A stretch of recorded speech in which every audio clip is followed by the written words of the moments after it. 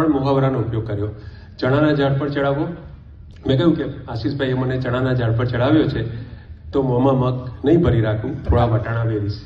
હવે આનું અંગ્રેજી કરી જુઓ, કદાચ એકાદનું તમને મળે અંગ્રેજીમાં. આપણી ભાષા, જો હું તમને કહું એક્ઝામ્પલ થોડા, ખાવાની જ વસ્તુઓ ખાલી, બીજી કોઈ જ નહીં. આનાથી તો શેક્યો પાપડ પણ નહીં ભાંગે. ખાખરાની ખિસકોલીને શું સાકરનો સ્વાદ, કોણી પર ગોળ લગાડ્યો એને તો પારકે ભાણે લાડુ મોટા લાગે. મગજમાં રાઈ છે એના તો, મારા મગજની મેથી ના મારો, ટાટિયાની કડી થઈ ગઈ.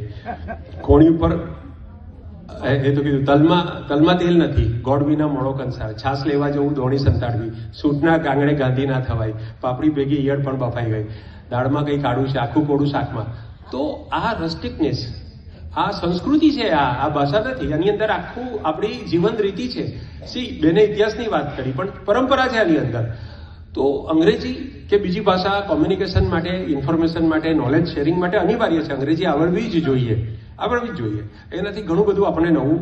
પણ સંવેદનાની અભિવ્યક્તિ જ્યારે તમારે અમુક કરવી હોય તો આમ બેની વચ્ચે સ્પર્ધા નથી. આપણે અનનેસેસરીલી બેની સ્પર્ધા આ અથવા આ કરી નાખ્યું છે.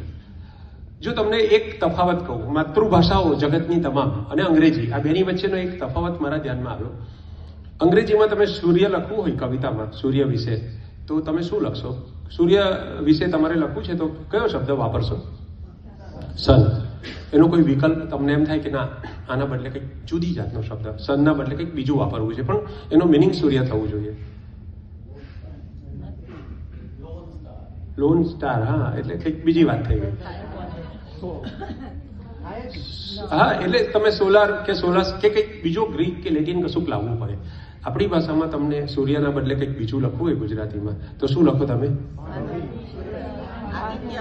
સૂરજ, રવિ, આદિત્ય, ભાનુ, દિવાકર, ભાસ્કર, હવે બોલો, સવિત, સૂર્યનારાયણ, આ તો મને પણ ખબર નથી. પદ્મબંધુ, હા મને ખબર નથી. હા, તિગ્માંશુ, ભાણ, વિભાકર, ભાસ્કર, દિનકર, બરાબર.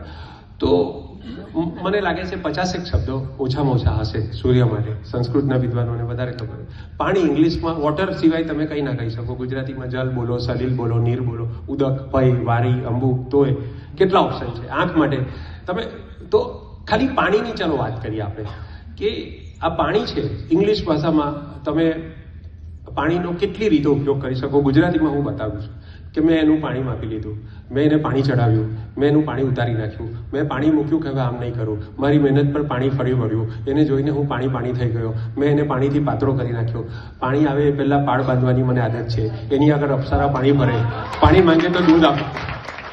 અમારા આશીષભાઈ એવા છે, પાણી માંગો તો દૂધ આપે, દૂધ માંગો તો કંઈ ના આપે. પાણીના મૂલે આમ કર્યું, પાણીમાં રહેવું મગર સાથે રહે. તો આ does this language deserve to be vanished? એટલે અરે એને આટલી સમૃદ્ધ ભાષા પાણીમાં બેસી જાય. જે ભાષાના પાણીમાં આટલું પાણી હોય અને એ આપણી હયાતીમાં, આપણી આગળની 50 જનરેશનમાં કંઈ નહીં થયું, અને આપણી ઉપસ્થિતિમાં, આપણી મોજૂદગીમાં, આપણા જીવનકાળ દરમિયાન આપણે આપણી નજરે આ જોવાનું. આપણા વડવાઓએ 1000 વર્ષ સુધી જેને સાચવી, જેને સજાવી, જેને વિકસાવી, એને આપણી ખાલી એક જ પેઢી રેડી મૂકી દેશે. આ મને દુઃખ થાય છે. મને મુંબઈમાં એક કાકાએ કહ્યું, આ પ્રવચન આપતો હતો તો 80-82 વર્ષના કાકા ઊભા થઈ ગયા. બહુ મોડર્ન કાકા હતા, નવીન નામ હતું એમનું.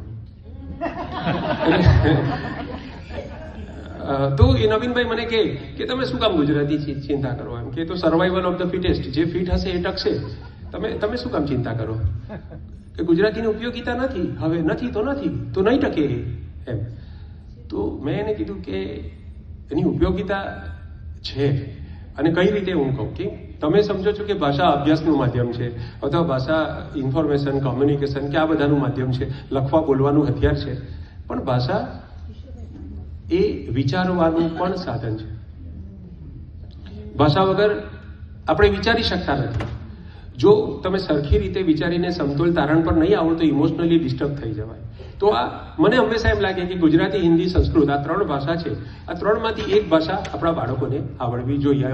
અમેરિકામાં છું એ સમજીને બોલું છું.